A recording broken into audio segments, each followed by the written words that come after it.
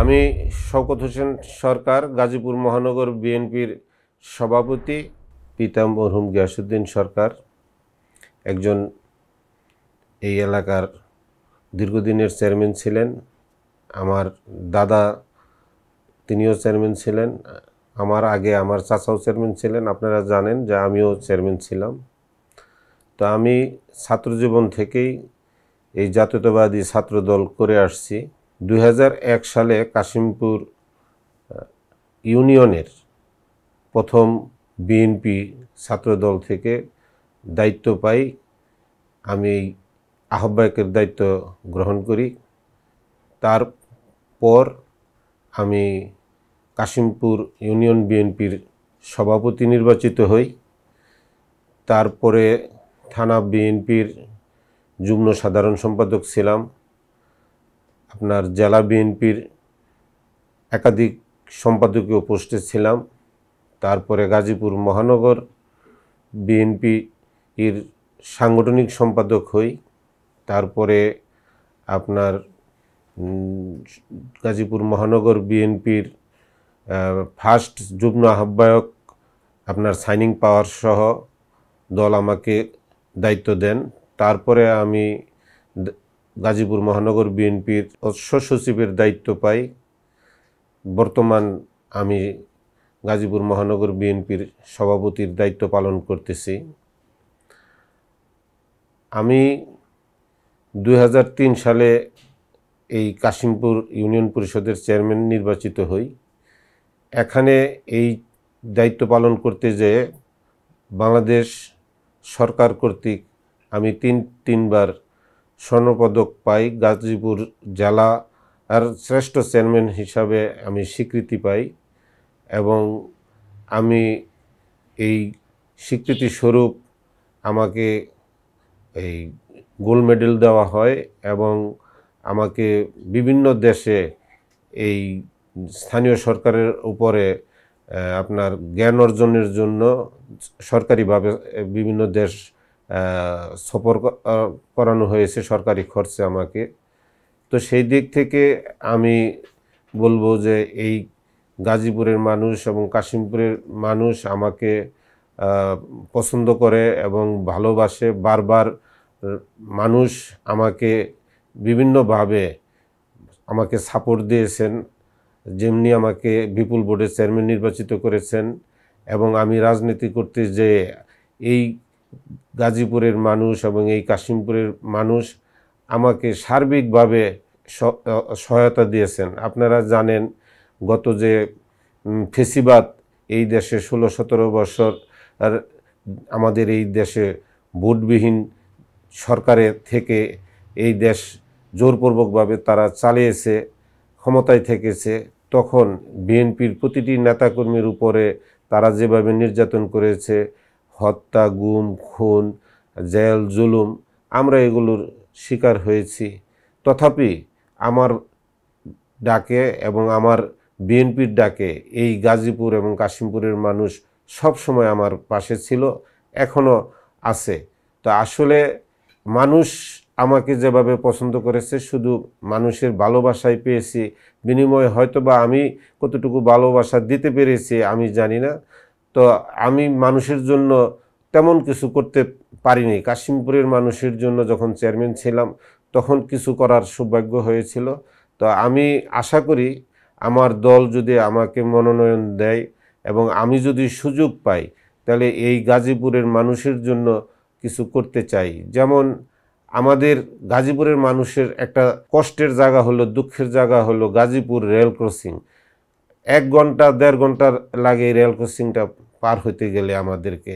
আমি যদি কোনো দায়িত্ব পাই, আমার দল যদি আমাকে দানের শেষ প্রতীক আমার হাতে দেয়, আমি যদি এই গাজীপুরের মানুষের নির্বাচিত প্রতিনিধি হই, আপনারা ইতিমধ্যে জেনেছেন, দেখেছেন যে আমি জাতীয় নির্বাচন করার জন্য আপনার ইতিমধ্যে প্রচারণার কাজ করতেছি। মানুষও অনেক আগ্রহ করে আমাকে নিয়ে এই প্রচারণা মানুষ চালিয়ে যাচ্ছে।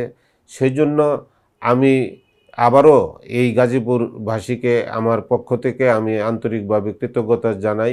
তাদের যে প্রত্যাশা, আমি নির্বাচিত হলে আমার এই গাজীপুরের মানুষের জন্য আমি কিছু করতে চাই, সেটা হলো আপনার আমাদের যে গাজীপুরে ভালো মানের একটা হসপিটাল নাই। একটা হসপিটাল আছে, তো আমি চাই যে এই হসপিটালটাকে, যেটা শহীদ তাজউদ্দিন হসপিটাল, এটাকে 500 শয্যা বিশিষ্ট একটি হসপিটাল হোক, পূর্ণাঙ্গ বার্ন ইউনিট সহকারে, এখানে আইসিইউ সহকারে একটা হসপিটাল হবে। আমাদের এই গাজীপুর এই অঞ্চল হলো আপনার শিল্প এলাকা। এখানে অনেক আমাদের যে ভাই বোনেরা এবং এই মা বোনেরা এখানে যারা কর্মজীবী, তারা ইচ্ছা করলে ঢাকাতে বড় বড় হসপিটালে যেয়ে দূর দূরান্তে যেয়ে আপনার চিকিৎসা করতে পারে না, এবং দূরত্বের কারণে সেটা অনেক সময় অ্যাক্সিডেন্ট আরও মারাত্মক আকার ধারণ করে। সেই জন্য আমি চাই যে আমার গাজীপুরেই যাতে পূর্ণাঙ্গ একটা হসপিটাল থাকলে তারা এখানে চিকিৎসা নিতে পারে, আমি সেই জন্য চেষ্টা করব। এবং আমাদের এই গাজীপুরকে মাদকমুক্ত করার জন্য আমি সর্বাত্মক ভূমিকা রাখতে চাই। সন্ত্রাসমুক্ত এই গাজীপুরকে আমি গঠন করতে চাই, এবং বিশেষ করে আমার এই গাজীপুরের উপর দিয়া যে তুরাগ নদী আছে, এই যে দূষণ হচ্ছে, এই যে আপনার তুরাগ নদীটাকে, এটাকে আমি দূষণমুক্ত একটা নদী আমি প্রবাহমান রাখতে চাই। এবং পয়ঃনিষ্কাশনের ব্যাপার, যেটা কিনা আপনারা জানেন গাজীপুর এই সিটি কর্পোরেশনের ভিতরে যে বজ্র, এই বজ্র একটা বিরাট সমস্যা হয়ে গেছে। এই বজ্রের একটা স্থায়ী সমাধান করার জন্য আমি আমার সরকারের কাছে তখন জোর দাবি রাখবো, যাতে এই বজ্রের একটা সুন্দর একটা সমাধান আমরা করতে পারি। আপনারা জানেন বিগত দিনগুলোতে ফেসিবাদের বিরুদ্ধে আন্দোলন সংগ্রাম করতে যেয়ে আমি বহুবার জেল খেটেছি, বহুবার আপনার রাজপথ থেকে অ্যারেস্ট হয়েছি, নির্যাতনের শিকার হয়েছি, আন্দোলন সংগ্রামে সক্রিয় ভূমিকা রেখেছি। সেই দিক থেকে আমি শতভাগ বিশ্বাস করি যে দল থেকে আমি অনেক কিছু পেয়েছি, দল আমাকে অনেক কিছু উপহার দিয়েছেন পদ পদবি দিয়ে, কিন্তু এই পদ পদবি দিয়ে আমি এই গাজীপুরবাসীর জন্য কিছু করতে পারি নাই। যদি এখন আমাকে ধানের শীষ প্রতীক দেওয়া হয়, আমি বিশ্বাস করি যে আমাকে যদি ধানের শীষ প্রতীক দল উপহার দেয়, তাহলে আমি এই গাজীপুর 2 আসনটি সর্বোচ্চ ভোট দিয়ে আমার দলকে আমি উপহার দিতে পারবো। এবং আমি নির্বাচিত হলে এই গাজীপুরের আমার দল তথা সর্বোপরি এই গাজীপুরের জনগণকে আমি শান্তিতে বসবাস করার জন্য একটি বাসযোগ্য গাজীপুর 2 আসন গড়তে চাই।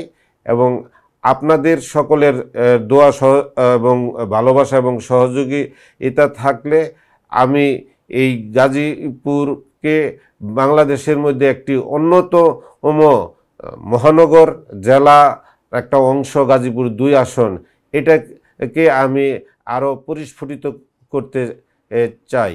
আপনারা জানেন যে আমাদের এই গাজীপুরের রাস্তাঘাটগুলো বিগত সরকার কিছু কিছু রাস্তা করেছে, তারা দর্শনীয়, কিন্তু মানুষের সার্বিক যে চলাচলের জন্য যে রাস্তাগুলো একদম ডোর টু ডোর মানুষের বাসা থেকে বেরোতে পারে না, এই রাস্তাগুলো একটা রাস্তাও করা হয় নাই। এখন মানুষ এতটা দুর্ভোগ পোহাচ্ছে এই রাস্তাঘাটের জন্য।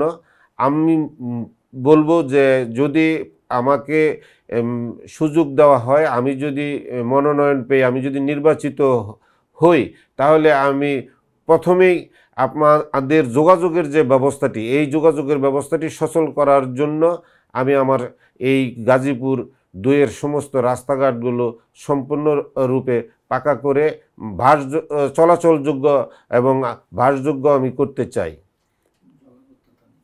এবং আমাদের যে গাজীপুরে পয়ঃনিষ্কাশনের যে সমস্যা, এই সমস্যাটা দিকে আমাদের এখানে নতুন সিটি কর্পোরেশন হয়েছে, তারা কিন্তু এখনও এই বিষয়টি নিয়ে চিন্তা ভাবনা করছে কিনা জানি না, এই বিষয়ে কোনো হাতই দেয়নি।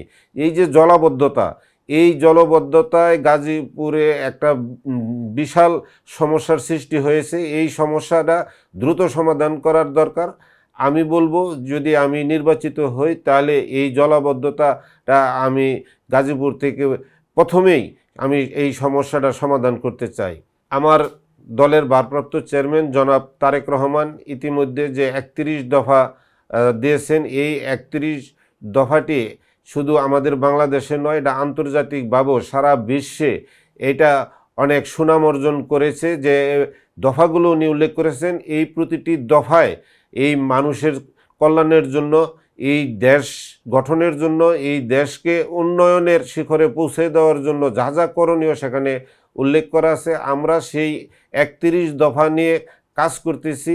আমরা প্রতিটি ঘরে ঘরে 31 দফার যে লিফলেট এগুলি পৌঁছে দিচ্ছি। হাট বাজার থেকে শুরু করে দোকানপাটে প্রতিটি জায়গায় আমার নির্দেশে আমার নেতাকর্মীরা কাজ করতেছে, আমি নিজেও কাজ করতেছি। এই 31 দফাটি মূলত হলো আমার দলের ভারপ্রাপ্ত চেয়ারম্যানের আগামীর বাংলাদেশ কীরকম হবে সেটাতে উল্লেখ করা আছে। আমরা চাই যে আগামীর বাংলাদেশ আমার নেতা যেভাবে চান, উনি যেভাবে বলেন, যে একটা স্লোগান আছে জানেন, যে এইটা কোনো দিল্লি নয়, এটা কোনো পিন্ডি নয়, এটা অন্য কোনো দেশ নয়, সবার আগে বাংলাদেশ। এই বাংলাদেশ নিয়ে আমার নেতা জনাব তারেক রহমান সাহেব যে ভাবেন, আমরা মনে করি যে আগামীর এই বাংলাদেশ হবে অত্যন্ত একটা সুন্দর এবং বিশ্বের মধ্যে মানচিত্রের মধ্যে একটা অন্যতম সুখী সমৃদ্ধি বাংলাদেশ হবে বলে আমরা বিশ্বাস করি।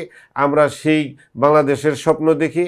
আমাদের নেতা আমাদেরকে সেই স্বপ্ন দেখিয়েছেন। এই স্বপ্নকে আমরা বাস্তবায়ন করার জন্য, বাস্তবে রূপ দেওয়ার জন্য আমরা আমাদের প্রতিটি এলাকায়, ওয়ার্ডে, মহল্লায় মহল্লায়, প্রতিটি ঘরে ঘরে জনগণের পাশে থেকে জনগণকে এটা সাথে সম্পৃক্ত করার জন্য এবং জনগণকে বোঝানোর জন্য আমরা কাজ করতেছি। আমি এই গাজীপুরের মাটি ও মানুষের সংস্পর্শে থেকে আমি এই গাজীপুর থেকেই বেড়ে উঠেছি। আপনাদেরকে সাথে পেয়ে আমি নিজেকে ধন্য মনে করেছি। আপনারা আমাকে সার্বিকভাবে সহযোগিতা করেছেন, সেই জন্য আমি কৃতজ্ঞ।